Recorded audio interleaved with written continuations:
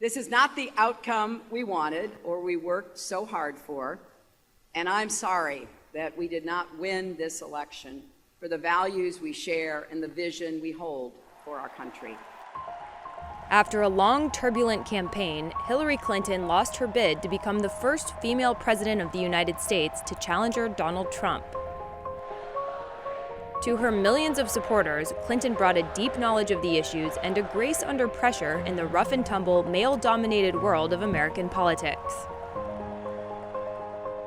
On the grueling campaign trail and on pressure cooker debate stages, she faced off against a brusque and bruising opponent in Trump, to replenish the Social Security Trust Fund, who confronted her with everything from her husband's past indiscretions to her long tenure in public life. The problem is you talk, but you don't get anything done, Hillary. After weathering a roller coaster primary with Senator Bernie Sanders, Clinton positioned herself for the general election as the grown-up in the room, the voice of reason in contrast to Donald Trump's shoot-from-the-hip outsider persona. She tried to sell herself to America as the more inclusive candidate, someone who had fought for universal health care and the little guy, who had been at the table during the bin Laden raid, who had been a first lady, a two-term senator, and a secretary of state, versed in the language of international diplomacy. But despite her stature and world-spanning experience, Clinton wasn't always the ideal torchbearer in her role as the first female presidential nominee.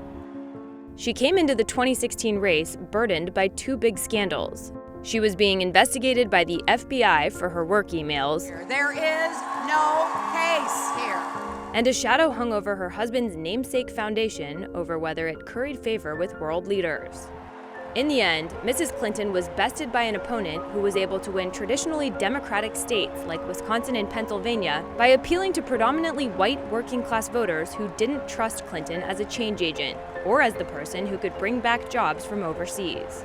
To them, she was too much a part of the establishment they were railing against.